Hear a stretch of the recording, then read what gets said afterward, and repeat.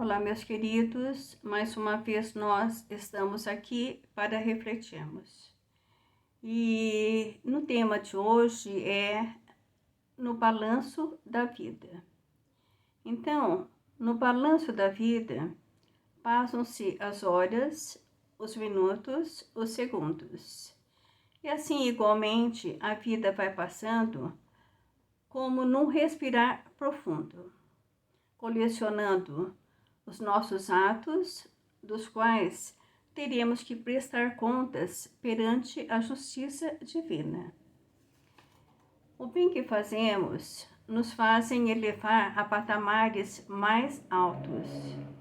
Porém, consequentemente, o mal retarda a nossa evolução espiritual e nos proporciona maiores sofrimentos, podendo ser esses sofrimentos para essa própria existência ou para existências vindouras. E neste balanço da vida, vamos separando o joio do trigo, como nos fala Jesus, para que o progresso moral avance pelas estradas da perfeição. Porque todos os nossos atos representam o que realmente nós somos.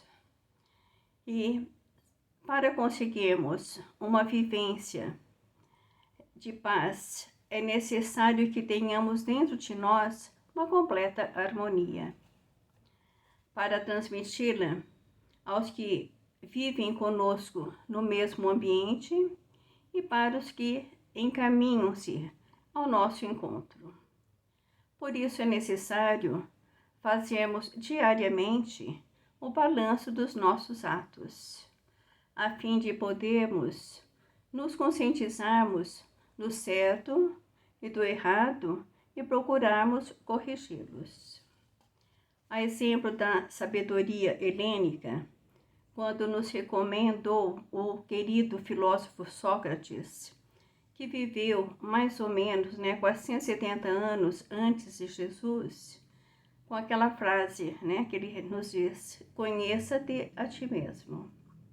Santo Agostinho também nos recomenda que façamos, ao final de cada dia, uma retrospectiva e verificarmos o que falamos, o que fizemos que não estão dentro das leis de amor, dentro das leis divinas. E no livro Nas Pegadas de um Anjo, o autor Jerônimo Mendonça nos diz: para aquele que faz o bem, basta a divina recompensa da consciência tranquila. Porque sabemos que não existe nada pior que estarmos com a consciência nos acusando.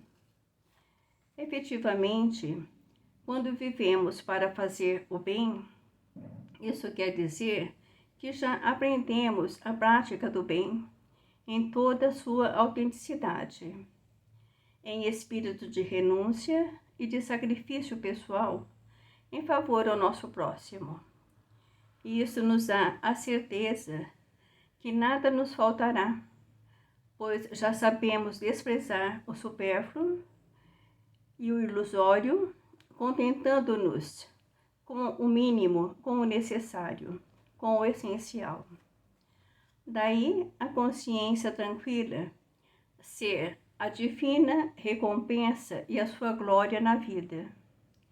E assim aprendemos nas lições evangélicas a retirar do balanço da vida o ódio, a crueldade que retarda nossa alma, para que venhamos a praticá-la no futuro, comprometendo assim a nosso caminhar evolutivo.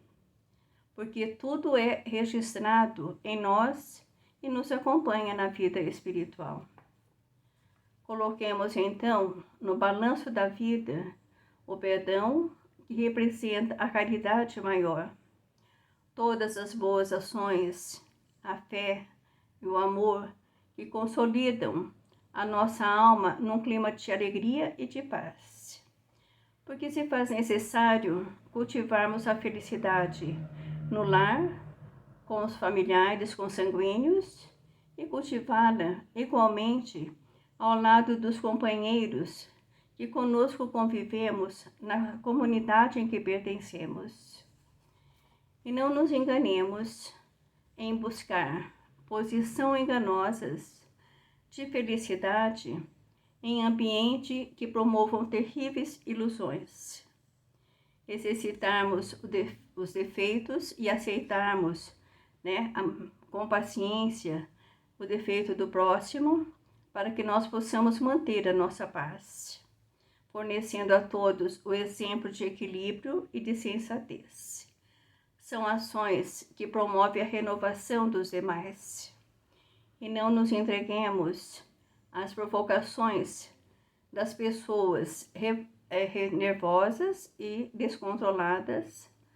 Façamos o certo, conduzindo a vida e exalando o amor. E obteremos sucesso no balanço da vida. Que possamos refletir sobre isso e entendermos que tudo depende de nós.